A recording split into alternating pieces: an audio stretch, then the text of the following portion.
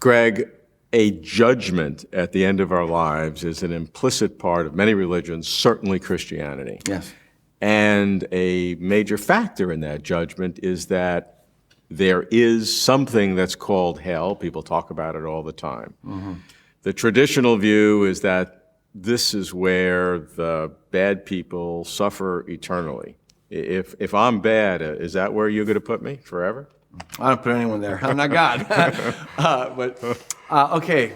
It's as we theologians joke about it. It's a hot topic, so let's talk about it. Certainly in Christianity there is the belief that there's an accounting. All wrongs will be made right, and all evil will be ultimately overcome. And the word they use for that is hell.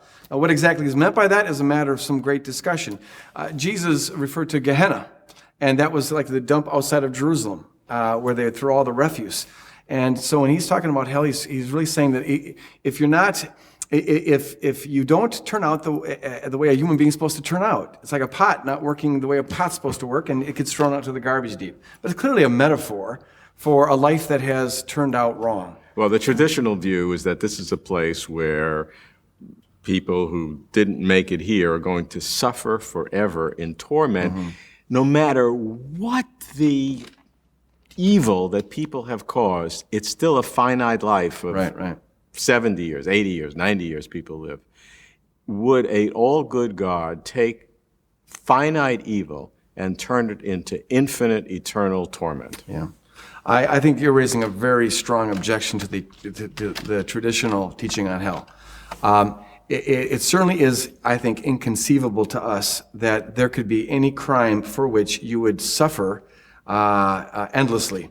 At some point, after 20 trillion years, you'd want to say, okay, with Hitler, okay, he got the point. Well, what is the purpose of keeping someone in existence for the sheer purpose of inflicting pain? It's not supposed to be educational or redemptive or anything. It's just for the glory of God. These people are going to stay in pain in a hopeless, eternal, unending situation. And I think that's a strong objection against it. And even for people who are in heaven and saved, to know that there are these other people, I wouldn't be particularly happy. No, that'd be. It's odd when you read people like Tertullian or even St. Thomas Aquinas. They would talk about part of the joy of heaven would be watching the torment of the damned.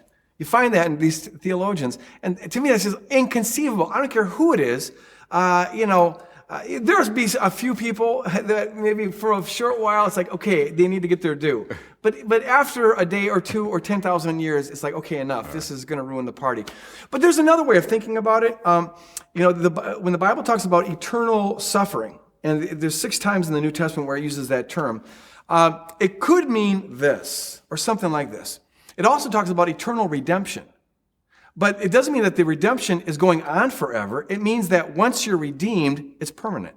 And so eternal damnation could mean once you're damned, it's permanent. In other words, it's there to stress the finality of it. And in that sense, God would punish a person. The main metaphors that are used about punishment in the New Testament, in fact, throughout the whole Bible, have to do with destruction and annihilation and death. You're put out of existence. And what the teaching So that's could an be saying- alternative. Yes, it's sometimes called annihilationism. There's at least some evidence that some of the early church fathers held this view. You find it, throughout the church tradition. And there's a number of people today who are holding that view. That God, in some ways, God judges you, but it's also euthanasia, in a sense, where God puts you out of existence, because if you didn't, in the state you're in now, you'd be living eternally in conflict with God, which means living in conflict with life and joy and peace. And in other words, you'd be living in hell. So God puts you out of existence in order to spare you eternal suffering. So the eternal punishment is that you're annihilated, not suffering, but annihilated. It's eternally in duration. Yes, that's an alternative. And are those the only possibilities? No, there's others who would hold that the teaching on hell is, in fact, or the New Testament doctrine of hell is, in fact, redemptive. That it's something along the lines of what the Catholics teach about purgatory. That as God is trying to get humans and maybe angelic beings to see that there's nothing in it for them to hold out on Him. But in the end, there's at least the hope that everyone will get it. And that's called universalism.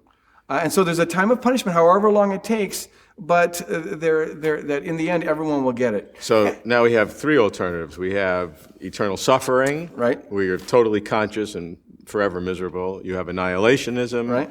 And now we have some process, Right. post-mortem process, which God takes to bring all to salvation.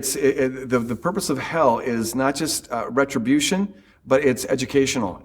God trying to bring you to the end of yourself. And there have been people throughout church history who have held that view too. Some of the early fathers, Origen and Gregory of Nyssa, held that view. And there's some passages in the New Testament that would seem to support that. I'm sure passages can support almost anything. Well, but some of them are pretty impressive, to the point where it's like, I think everybody has to say, I wish that was true. Maybe even I hope that is true. At the same time, the Bible is very clear about warning people about the dire consequences of not living in right relationship with God, and that's what the Bible calls hell. It's good you have two hands to... I wish I had a third. I could present all possibilities. Yeah. All right, let's talk about some of the categories of people. We obviously have good people. We know what's going to happen to them, and we have the incorrigibly wicked people. Now, there's a lot of... That's not the only two categories that exist. No. We have Mother Teresa and Hitler. That's it.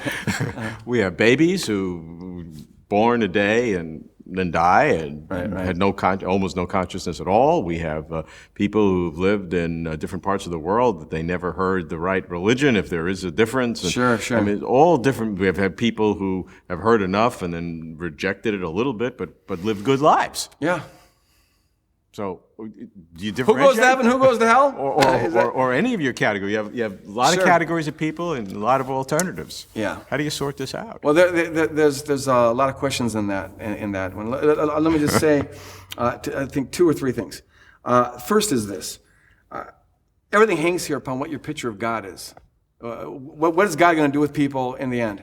My picture of God, for a variety of reasons, I've come to the conclusion that my main clue about what God is like is found in Jesus Christ.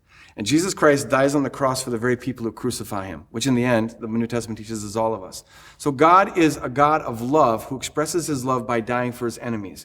Whatever God's going to do, I believe, in the afterlife, it will be consistent with that. The idea that a little baby who wasn't baptized would go to hell is inconsistent with that picture of God, even though that's a very traditional teaching. So it's like you're guilty by virtue of being born. That doesn't fit into any of my categories. Or the idea that someone will go to hell because they were born in the wrong place, were given the wrong teaching, were raised by the wrong family, and influenced by the wrong religion. The idea that you go to hell by chance, by virtue of where you're born or whatever, strikes me as just totally inconsistent with the picture of God that I'm given in the person of Jesus Christ. Some in the tradition would even have them predestined to go to hell. There's that as well. And, that's one step worse. It is, although just holding that a person is damned on the basis of the cognitive content of their brain is almost the same as predestination, because most of the cognitive content of your brain is determined by where you're born and what genes you're born with and all things that you don't choose. But all of that is inconsistent with a God who died for every human being in order to have them with him throughout eternity. What I find interesting is that never once in the New Testament do you ever find anybody, in fact, in the whole Bible, does anyone ever claim to know who's going to heaven and who's going to hell? We're taught that we're all sinners and we're not to be judging one another. I'm taught that it's important to put your faith in Jesus Christ and that he's your Savior. But nowhere does anyone try to play God and say, this person's going to heaven, that person's going to hell, and I want to leave it at that. Well, I'd like to not leave it at that. Okay, keep on trying to make me a judge. I'd like to push it forward because it seems to me logically inconceivable that you can deal with all these categories of people with a bimodal choice, either one or the other. It would seem to me, just logically, that you have to have some activity, assuming you believe the whole system, which I'm not saying I do, but if I did, I would need some sort of a post-mortem process. I would seem to need that. Yeah. If I'm dealing with a baby and all these different categories of people, I can't just handle it based upon my final choices at one human death. Life seems way too short to resolve an eternity. It seems like there needs to be more. Yes, and there are some people who just in this life didn't have any chance to do anything. Exactly. somebody who affirmatively didn't believe, who heard your gospel. You preached it. You preached about Jesus, and you're very articulate, and you have God's Spirit, and you did it, and you preached to that person, and they didn't believe you, but they lived a good life. What happens to that person? Well, see, I can't know that. My golly, I'm not God. I don't want you to know it. For me to even have confidence in the whole system, I have to have something that sort of makes sense. Sure. Okay, look, here's what I know is that I know that I don't know. I know that I can't judge a person based on what happens in their response to my message or something. God alone knows the heart. The Bible itself teaches that, so God alone can judge. But the point that you're raising about this post-mortem intermediary stage, I think, is a valid one. And the church traditionally has held to this thing called purgatory that was really there to refine our characters, to get us, people whoever's salvageable, God's going to save, and it may take a purgatory for God to do it. But that's been the traditional teaching. Now, the Protestants rejected that, largely because it got distorted over time and got wrapped up with paying indulgences to get people out of this, and manipulative, and it got to be this idea of paying for your sins, where originally it wasn't supposed to be about that. Some of us are saying we need to reconsider. There's a whole motif in the New Testament that doesn't fit this typical Protestant view that you live, you die, and then that's it. It does say that after, there's a point until a person wants to die and after the judgment, but there's a whole lot of other teachings about what else might be happening after death.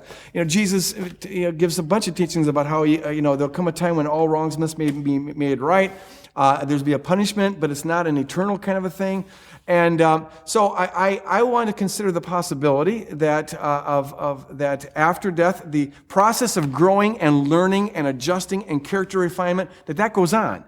We're told what we need to be told right now, what our marching orders are, in the New Testament. We're not told much at all about this afterlife, but that leaves room for the possibility that there's some kind of development prior to the eternalization of our fates.